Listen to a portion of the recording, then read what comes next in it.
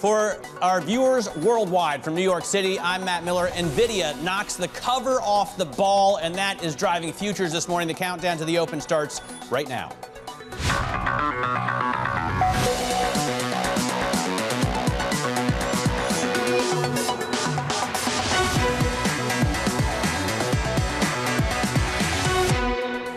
Coming up, futures pointing to another record high on blowout Nvidia results. The AI darling delivering yet another beat and raise quarter. And on the eco front, jobless claims posting their biggest back-to-back decline since September. But we begin with the biggest issue, Nvidia to the rescue. This should hang in the loop. If you look at the demand, this is the most important thing. Demand's accelerating. It's not even slowing down. So when we start to look and trajectory out, not just for Nvidia, but second, third, fourth derivative, I think it's time to get the popcorn out, because this AI revolution in 1995 moment, it's just starting. Joining us to discuss, Keith Lerner of Truist and Jeremy Zirin of UBS. I don't know, where else I could possibly start besides Nvidia. Keith, what did you make of the earnings and the trajectory going forward? Yeah, well, great to be with you. I think the markets, or the reaction speaks for itself. I mean, the results were really good, and you already had high expectations going into this report. They delivered, and they really reconfirmed where we've been overweight tech and remain overweight after this. If you think about the technology sector as a whole, it typically outperforms the overall market when earnings momentum is stronger than the overall market. And the Nvidia report just confirms that. And I think we're going to see continued follow through in the tech sector, along with semiconductors more broadly. And it keeps us overweight equities. What do you think, Jeremy? I mean, is this enough to drive the whole market higher? Well, look, the earnings momentum has been driving the market higher for sure, and this is likely to just add one more quiver to to the arrows of the bulls that say that the earnings momentum can continue, because tech is such a big part of the overall market, and AI is such a big part of the tech narrative. I think that the concern that I have is just about sustainability of the relative earnings gap that we're seeing with technology and everything else in the market. And so while everything is great for tech today, I think when you start to look forward, 2, 3, 4 quarters, I'm still expecting a broadening out of market returns and, away from, not necessarily to the detriment of tech, but I think that the rest of the market can play a little bit of catch up in terms of narrowing that earnings gap, where, you'll see, non-tech sectors start to post better earnings in the second half of this year, and tech earnings will still be fine, but they may decelerate given very difficult comparables towards the second half of this year. All right, I want to get to that broadening out in just a minute, but right now let's get over to our Bloomberg intelligence analyst who focuses specifically on tech companies, including Nvidia. Mandeep Singh joins us now from BI. So Mandeep, what stood out to you? I mean, there was a beat, there was a raise, the exponential growth has been incredible to watch, and what do you make of it? I mean, the fact that they said their new architecture, Blackwell, will contribute to revenue this year, I think it's phenomenal to see that level of execution where you come up with 2 architectures in a year and you actually generate revenue out of shipping those. So clearly, the execution has been off the charts, and they are capitalizing on this insatiable demand. I mean, the market is still supply constrained. They talked about lead times coming down for their H100, but for the new stuff that they're shipping, it's still supply constrained, and that's why you see that ASP growth. I mean, the fact that Nvidia has 78% gross margin, this is unheard of for any semiconductor company. And I think as long as they can sustain the pricing power, that gross margin, that feeds into the EPS growth. And that's why the shares are reacting positively. Yeah, I noticed Cameron Kreis on the MLive blog today was talking about how earnings per share were $3 and change a couple of years ago, and now we're looking at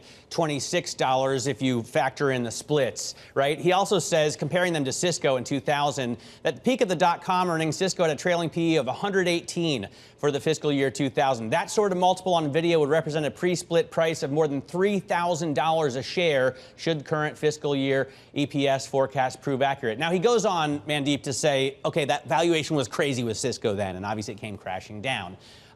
But how much higher do you think Nvidia shares could go from here? They're trading at almost $1,000.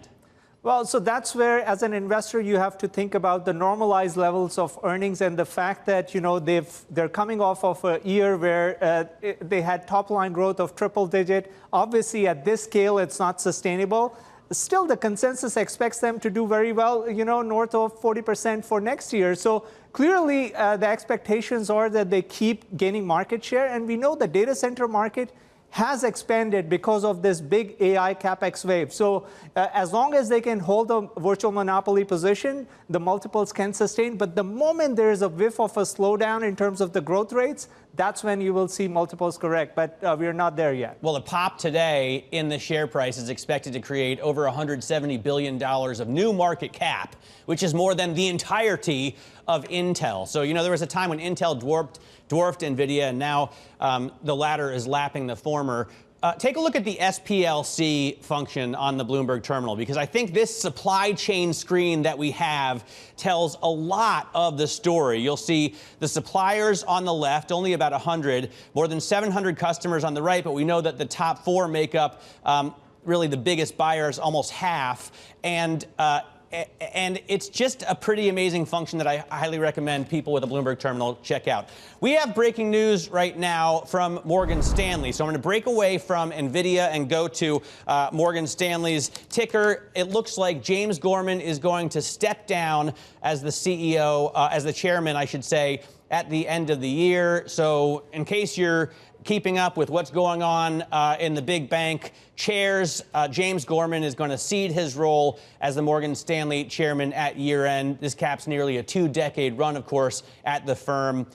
He came in and rescued it from the brink of failure and then turned it into really a wealth management powerhouse, and has done very well with his succession plans as well. So James Gorman, 65, is going to step down as Morgan Stanley chairman by the end of the year. We'll continue to bring you details on this story, though it was fairly well telegraphed. He did name Chief Executive Officer Ted Pick to take that post eventually. So no replacement named immediately, but James Gorman is stepping down. Let's get back to Mandeep Singh from Bloomberg Intelligence just quickly and touch on one last point with Nvidia, Mandeep, and that is, you know, they have a lot of customers, 700 on the SPLC function and only 107 suppliers there. But I think the suppliers may grow to a bigger part of the story as they make more than just chips. They make full computer systems now, and I think that was one of my most interesting takeaways from yesterday. Yeah, in fact, they broke down their networking revenue, and the fact that they're giving you a cooling solution now as part of the new Blackwell series. I mean, that's why the ASPs keep going up. So clearly, I think customers are buying into their architecture, and when you add the software layer to it, the CUDA layer, that's what gives it the stickiness, and you know, the fact that customers are spending so much money in terms of buying NVIDIA chips and all the new architectures that they are shipping. All right, Mandeep, thanks very much. I'm sure you'll be on television, Bloomberg Television and Radio, for the entirety of today talking about just this. I want to get back to our investors. Keith Lerner, Truist Advisory Co-CIO and Chief Market Strategist, as well as Jeremy Zirin, UBS Asset Management Head of Private Client, U.S. Equities. And Jeremy, you were talking about the broadening out, and I wonder how much you can use suppliers and customers of this behemoth to map a portfolio going forward. Because if AI really is the start of an industrial revolution, those have to be a lot of the players that you want. I think that's right. So I think that in any type of technology paradigm, what you typically see is that you have an initial pop in the names that are the picks and shovels and the enablers of the technology. But then as it evolves and as more use cases start to become apparent and in the marketplace, the market starts to try to identify, you know, really the AI adopters. And what's unclear today is, are we in the fourth or fifth or eighth or ninth inning of the run in the stocks in the AI enablers? But I think that ultimately we will see that transition. And I think a lot of software as a service companies that will produce, and own lots of proprietary data that can be fed into large language models that will provide services that will increase revenues, like a Microsoft, will be, the next wave of gains in the markets for AI related to AI. And I also think that there's lots we don't know, right? There are lots of applications, lots of new companies that will be unearthed over time that will take advantage of this new, transformational technology. Yeah, super microcomputer, for example, is one I hadn't really heard of until the stock exploded. Keith, what do you think about this new opportunity? I mean, obviously, we've been focused on AI pretty closely since at least last year, but how important is this going to be as part of your clients' portfolios going forward? Well, it's really important for many reasons, not only from a sector level, but when you think about it globally, tech is a much bigger part of the U.S. markets relative to, say, developed international. So tech is about 30% of the S&P 500. And you look at something like the EFI or the developed international, that's around 9%. You look at large caps versus small caps, tech is a much larger weighting. So it's important. You have to have a view of tech. And our view is still constructive. And at this point of the AI cycle, we still think this is early cycle as far as what we're going to see as far as productivity gains. But we're really sticking with the bigger mega cap names at this point because it costs money to develop, to enable AI. And we're seeing a lot of the benefits near term. And we expect at least over the next year to accrue to some of these bigger mega cap companies. And if that's the case, even though I agree with some of the comments earlier, we're going to see somewhat of a slowdown from this really these rapid growth rates. But I still think that you have a secular story that even if the economy slows down somewhat, if we have more cross currents, the election, that businesses are going to continue to have to invest in tech, otherwise fear of being left behind.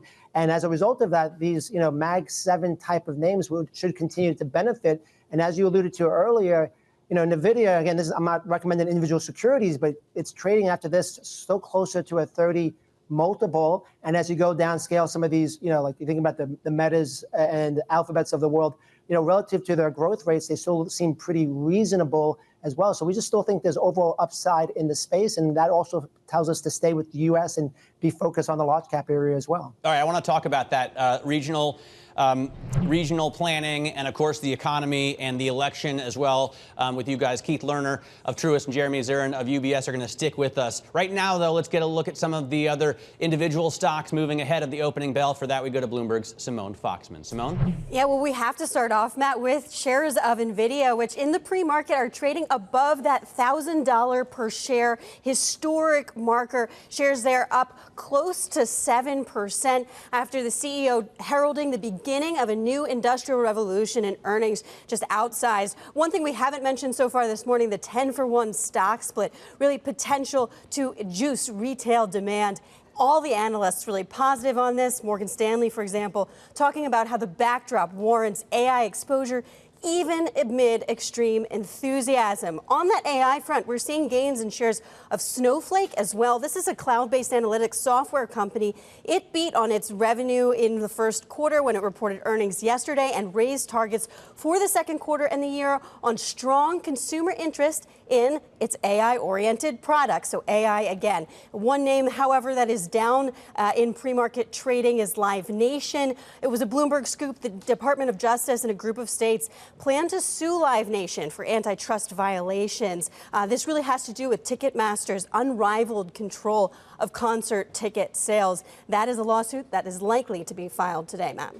All right, Simone, thanks very much for that. Bloomberg Simone Foxman going through some of the individual movers, but of course, only Nvidia matters, or at least it seems that way. Of course, we have a lot more moving parts, economic data to talk about with the jobless claims and the breaking news on Morgan Stanley. James Gorman is going to step down as the chairman of Morgan Stanley at the end of the year. We'll talk more about that when we come back. This is Bloomberg.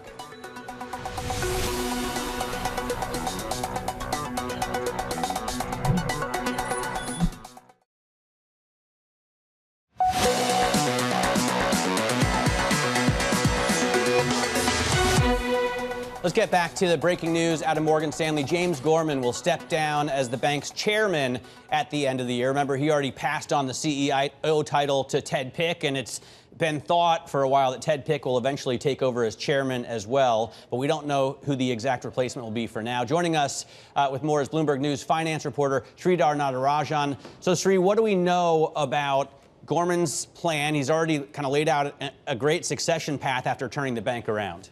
Right. He's been very methodical about how he will be giving up his duties starting May 2023, when he did talk about the idea that he will be eventually giving up his title as the CEO of the firm.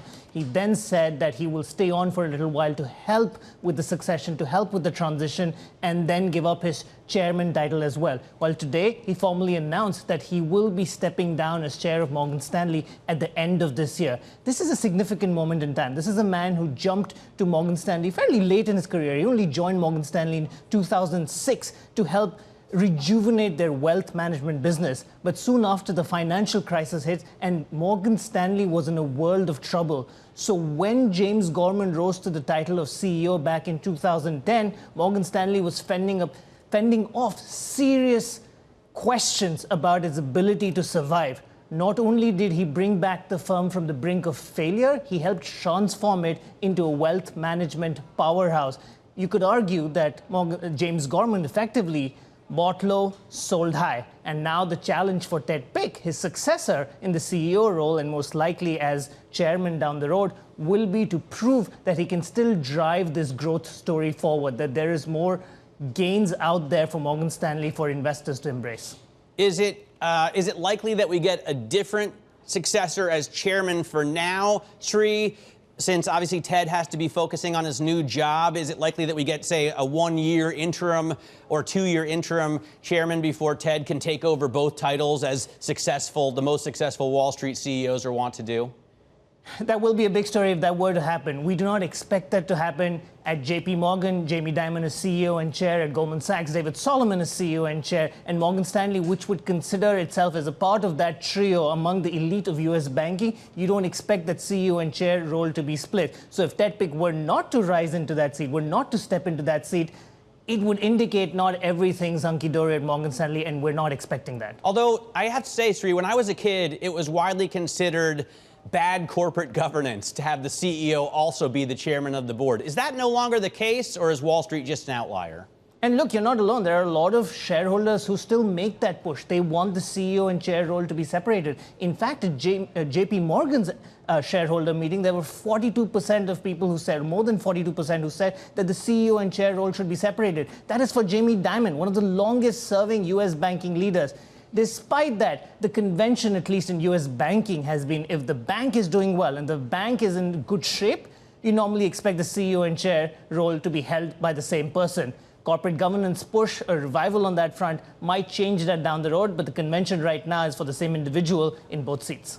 Got it. Sri, thanks very much for stepping in here on this breaking news. Bloomberg's Sridhar Natajaran covers the banks for us.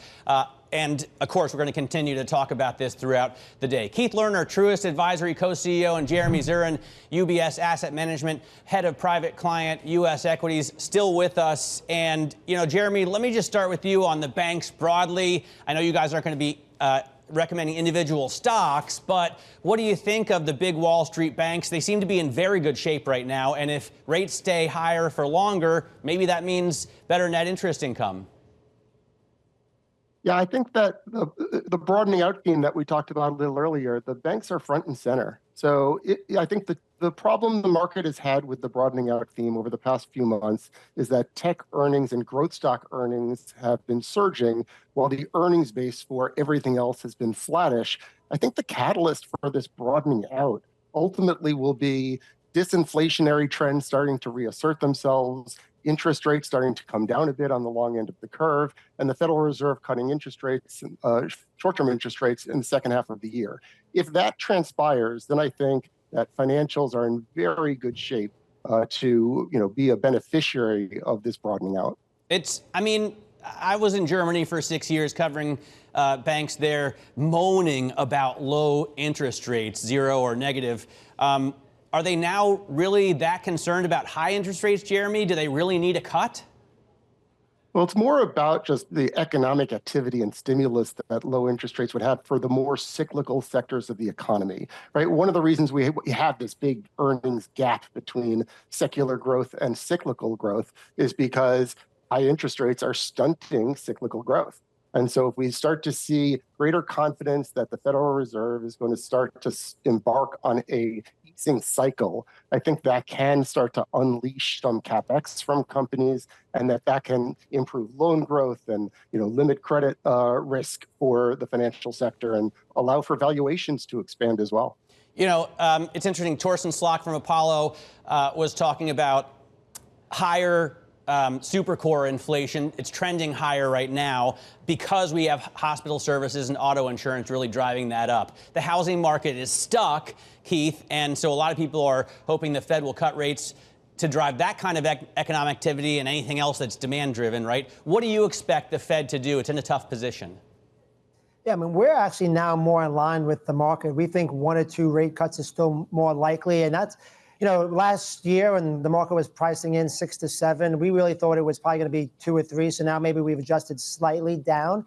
But, I think from a market perspective, the positive is this, is if the economy stays somewhat resilient, which it has been, then that should be positive for earnings. Even if inflation stays a little bit higher, that should be good for nominal profits. And if the economy slows down, I think you have, in some ways, a little bit of a put from the Fed. Now, the risk would be if they go the other way and and they raise rates. We don't think that's likely. The Fed's pushed against that. I think we've had some chatter from the minutes that there were some people still talking about that. But outside, if we look at the last week or two, look at retail. Walmart's CEO said for the first time in several years, they've seen where year over year there haven't been increases. It's been flat. Then you're seeing like Target cut prices as well. I think the auto insurance premiums that have skyrocketed aren't likely to move at that pace going forward. And the big debate, which we still will likely think will come down, is rents. So rents are still staying sticky relative to a public market data today as well. So we still think some of those disinflationary trends likely will continue, but probably at still a kind of a volatile pace down. All right, great to get some time with you guys. Thanks for joining us. Keith Lerner there at Truist Advisory. He's the co-CIO and the chief market strategist there. Jeremy Zirin is head of private client U.S. equities over at UBS Asset Management. Thanks so much for joining us. Coming up, the morning calls, and then later, Matt Miskin of John Hancock joins us around the opening bell as stocks head for yet another new record high after Nvidia's blowout results. This is Bloomberg.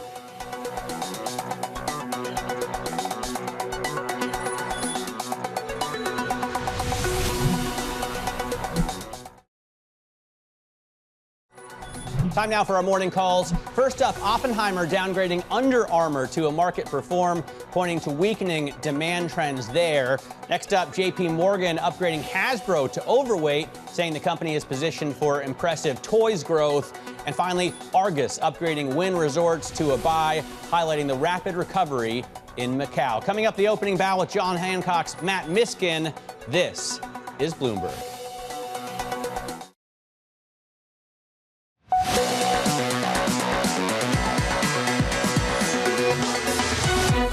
This is the countdown to the open. I'm Matt Miller, moments away from the start of trading, where we'll likely see, I believe, a 25th record high on the S&P 500 after the blowout earnings we had from AI chip maker Nvidia. Of course, that's the main stock that we want to watch at the market open, so we're going to get to that in a second with a host of reporters. Right now, let's take a look at some of the other assets moving in today's trade. Euro, I'm going to guess at 108. Yes, 108.60. The 10-year yield at 442, and NYMEX crude up 1% to $78.42. Now, Nvidia had blowout earnings after the bell yesterday. The chip maker shattering expectations with earnings showing artificial intelligence, at least for now, is a huge growth engine. Ed Ludlow joins us with more from Bloomberg Tech. He's over on the West Coast. So, Ed, I mean, where do you want to start?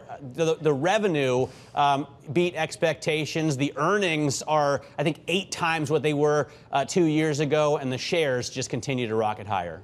It's a pretty good summary. I mean, let's start with the outlook for the fiscal second quarter. You know, it's just a number at the end of the day, but revenue will be $28 billion plus or minus 2%, which is pretty comfortably above expectations. In fact, it absolutely shatters expectations.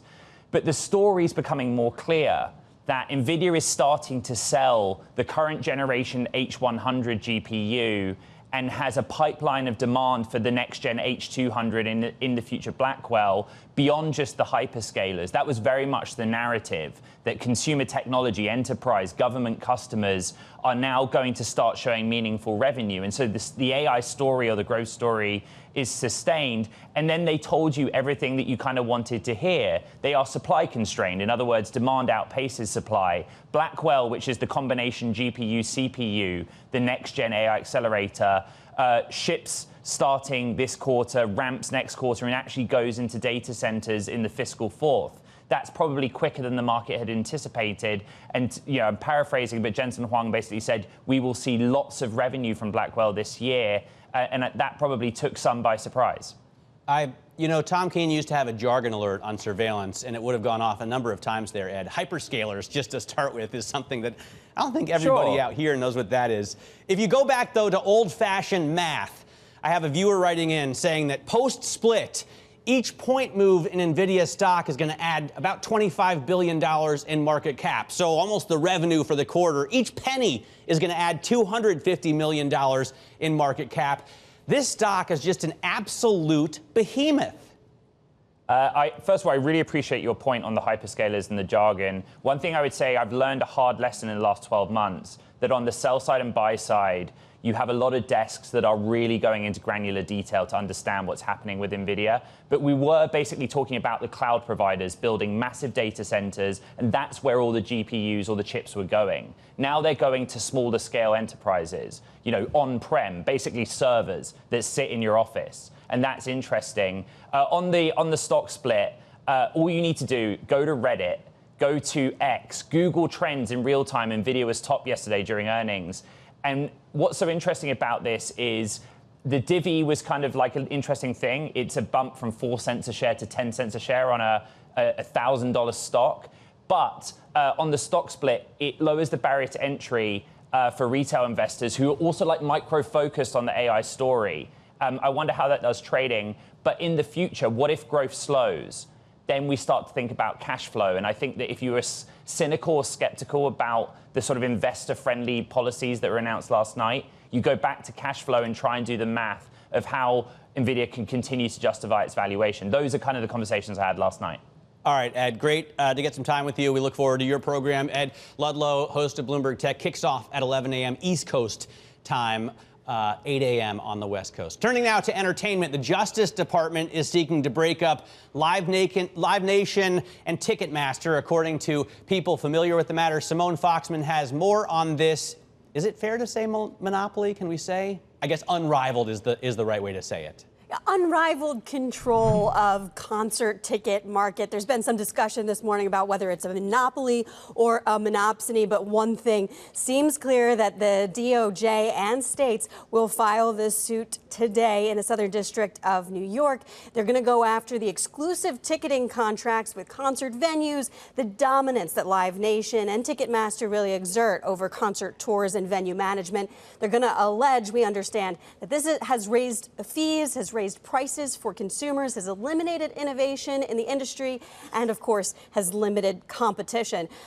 Interestingly, the Obama administration let this merger of Live Nation and Ticketmaster go through back in 2010. The Trump administration imposed a settlement, had an external monitor come in because there were concerns about some of this antitrust behavior. This suit, however, ultimately seeks as one of the potential penalties a breakup of these two companies, but analysts not thinking that this may actually be successful. Jefferies, for example, talking about the high hurdle for breaking up this company, and even if they do, you're left with two dominant industry leaders. But Bloomberg Intelligence points out this is negative sentiment. This is going to be an overhang for the company in the near term. We await, of course, those details of this suit, Matt. I mean, have you bought a concert or sporting event ticket from anyone other than Ticketmaster in the last decade, Simone? Well, I have to admit, I'm often late to the game in buying concert tickets, so I'm the one going to like StubHub and figuring out how to get into this. True, but I mean, it's true. You're right. You point this out. Simone Foxman, thanks very much for that. Turning now to the consumer space, or I guess away from regulatory. VF Corp, the parent company of Vans and North Face, reporting a fourth quarter loss, along with 2 downgrades on the stock. Isabel Lee joins us with more. Isabel? Hey, Matt, shares are edging even lower, now down to around 10%. And this is the lowest level since 2008. And of course, this comes after the company reported another loss. And this is really sending investor jitters because this marks the 7th consecutive quarter of falling sales. And to your point, we're talking about the owner of brands that many people know. This includes Vans, Dickies, North Face, and Timberland. The company reported a loss per share of 32 cents. This is compared to analyst expectations of a profit of 1 cent. Revenue decline across all margins led by Vans, which is the famous shoe brand, which is down by 26%. Adjusted gross margin also missed expectations. So the company said they're still working around a turnaround, and they're also working on cutting costs and paying down debt. But as we can expect, many in Wall Street weren't impressed at all. We have Williams Trading downgrading its recommendation on the stock, saying that it has a long way to go. We have Morningstar also saying there's little progress been made so far, and Telsley also cutting its rating. And at least to my count, there are at least 10 shops that cut its price target. This includes Citi and Bank of America. So really, it's not looking good for the firm. Yesterday, also, I must point out that VF Corp announced a new CFO. That's Paul Vogel. He is going to take effect into the role on July 8th. But for now, shares are down 10%, and year to date also down 32%. It's amazing that they're having these difficulties and getting these downgrades when yesterday alone I saw 3 people under the age of 30 wearing Jeff Spicoli's Vans. So at least it's on trend. Isabel Lee, thanks very much for joining us. Let's stick with apparel here. Ralph Lauren giving a 2025 forecast for revenue growth that fell short of analyst estimates. Katie Greifeld joins us with more. Katie? That is exactly the dynamic. We're talking about a strong quarter, but a tepid outlook, and you add it together and shares are down. But let's talk about the quarter that was. Some of the actual numbers here. They reported adjusted earnings per share of $1.71 in the fiscal fourth quarter. That compares to the estimate of $1.66. You take a look at same-store sales, of course, an extremely important metric. They rose by 6%. The outlook had been, or rather the estimate had been for 5.1%. So another beat there. It was a really strong showing, especially from an apparel name right now when you think about that inflationary backdrop that we're living in. But let's talk about the forecast, of course. For fiscal 2025, the company sees revenue in constant currency growing 2 to 3%. Analysts had been looking for 4.4%, and that is what is sinking shares this morning. And this is a stock that's been outperforming year to date. As of yesterday's close, Ralph Lauren had been up 14%. That compares to an 11% gain for the S&P 500.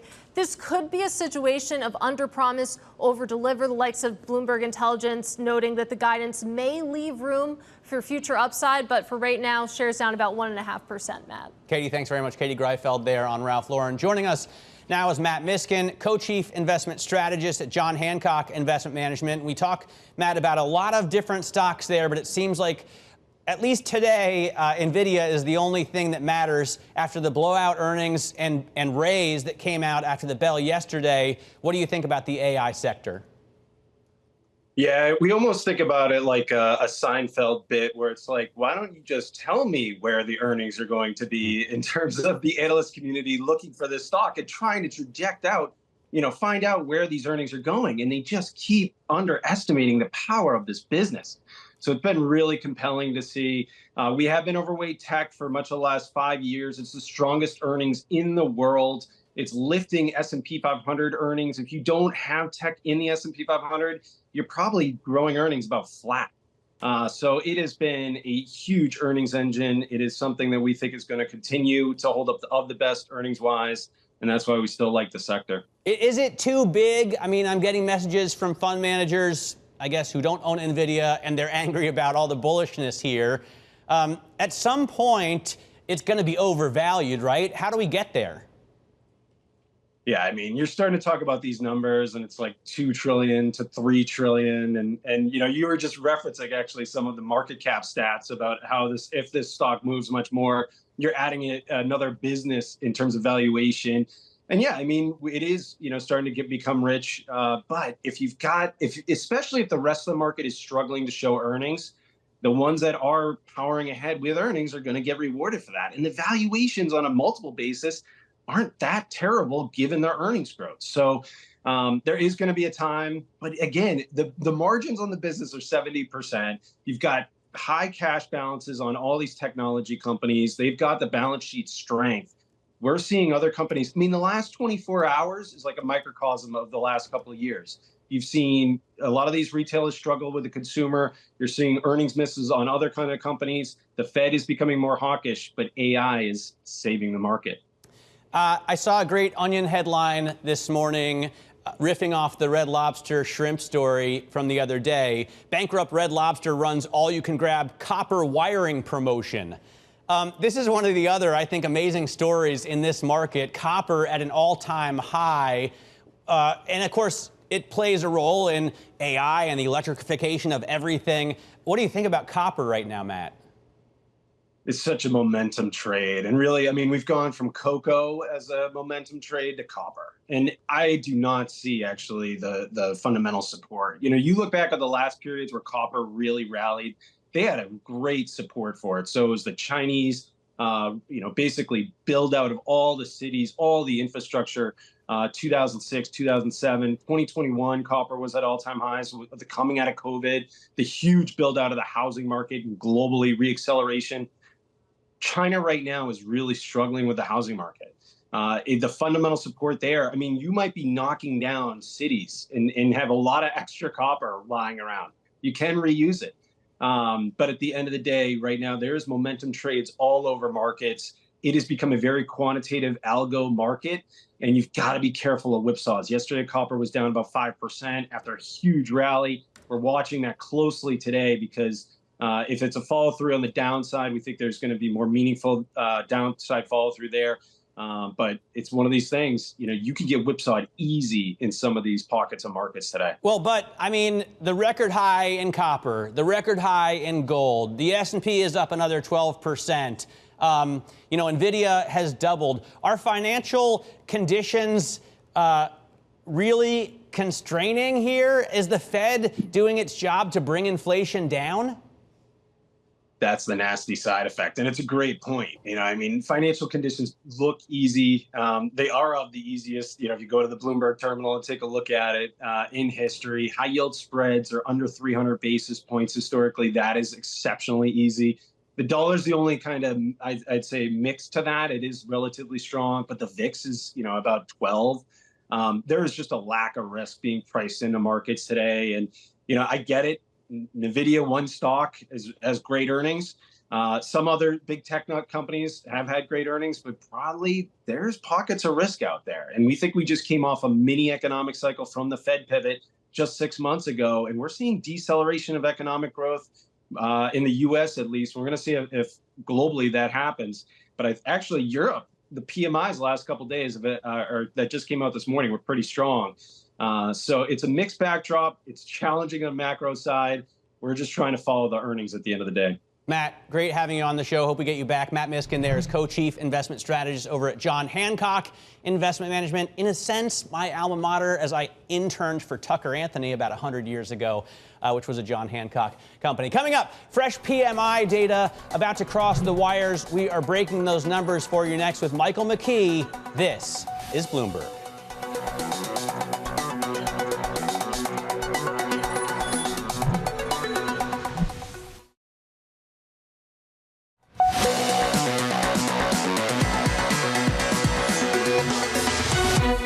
Breaking U.S. PMI data coming in hot. Let's go to the Bloomberg International Economics and Policy correspondent with us again, Mike Mckee, back in the studio. So, Mike, what do we see? Well, the narrative that the economy is slowing down is not getting support from the S&P PMIs. The manufacturing PMI comes in at 50.9. It's the first time since 2022 it's been above 50. The services PMI 54.8 from 51.3, and the composite is 54.4 from 51.3. So improvement across the board with the PMIs. And of course, this follows on this morning's drop in jobless jobless claims to 215,000. That is significantly down from the 230 some odd we saw a couple of weeks ago. That now looks like just a seasonal adjustment issue. So, Matt, we're still seeing strength in the economy, and the Fed's not going to move while we're seeing strength in the economy unless inflation comes down. Or, I mean, if we continue to see strength in the economy and we continue to see inflation, supercore inflation trending higher, maybe they move to constrain financial conditions a little bit, because we are off to the races, it feels like, when you look at a lot of different data points. Well, it's interesting because the Fed minutes of their May 1st meeting came out yesterday, and in those minutes they talked about questions about what effect the higher interest rates we've got are having on the economy. And some of them said, although monetary policy was seen as restrictive, many participants commented on their uncertainty about the degree of restrictiveness. Now, financial conditions don't necessarily reflect the real economy. They reflect what's going on Wall Street. But various participants mentioned a willingness to tighten policy further should risks to inflation materialize. Interesting. You'd think that would catch people's attention on Wall Street, but Nvidia seems to be overcoming that. And you take a look at what's happened in the last 2 weeks, the odds of a rate hike on Wall Street, looking at SOFR futures, have come down.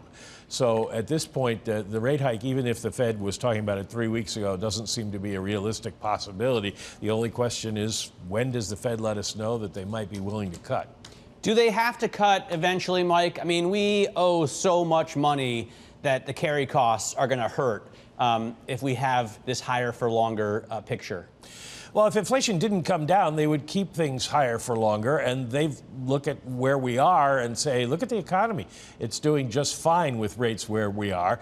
The only issue for them is if we still see inflation coming down, then you get real rates moving up. And so they would want to cut rates at some point. One of the big topics, though, of discussion is where do they go? How far do they cut? And the general impression they've been giving over the last couple of weeks is not as far as people might hope or think.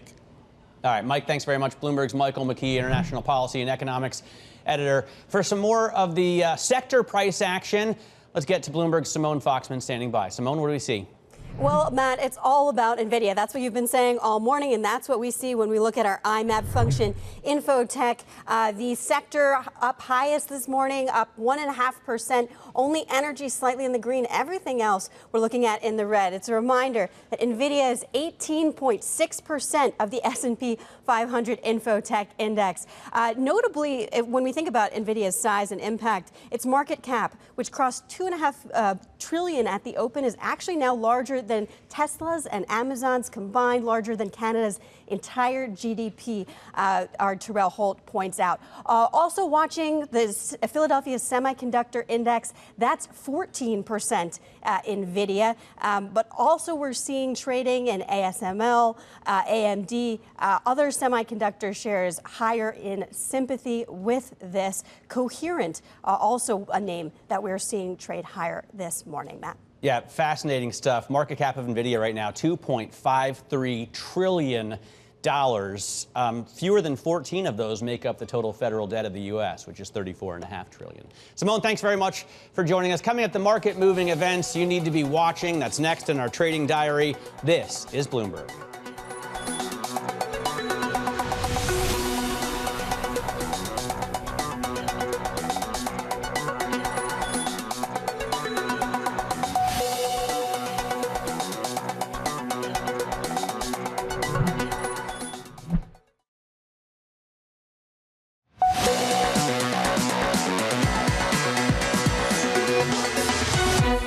All right, we are just about 25 minutes into the trade on this Thursday, looking at an S&P 500 that's actually unchanged right now. So even with the blowout Nvidia earnings and the rise in those shares, we're not driven to a much higher record, a higher record on the S&P 500 at 5307. The Nasdaq, of course, gaining a bit more ground as the tech stocks are really behind that push. The Nasdaq 100 right now at an all-time record high, and the Russell 2000, the small small caps are actually down about 0.5% right now. Take a look at the two most interesting movers, I think, today. Nvidia is one of them, obviously up more than 8% right now, worth more than $2.5 trillion, as Simone Foxman was just telling us. Right now, over $1,000 a share, and of course, we're going to get a 10-for-1 split there that'll make it maybe more palatable to the retail investor. And then Live Nation right now off 1.6% after people familiar say the Justice Department is going to try and break up that unrivaled ticket seller in terms of it being a monopoly. I guess there could be a debate on that, although I haven't used anything else to buy tickets other than Live Nation or StubHub, which interestingly seems to get the tickets just as fast as Live Nation can put them up for sale. The S&P 500, again, little changed, even as we see this big rally in Nvidia shares. Take a look at what's going on throughout the week. No home sales data coming out at the top of the hour. Plus, more Fed speak from Atlanta Fed President Raphael Bostic. And tomorrow we're going to get UMich Consumer Sentiment Survey. This is Bloomberg.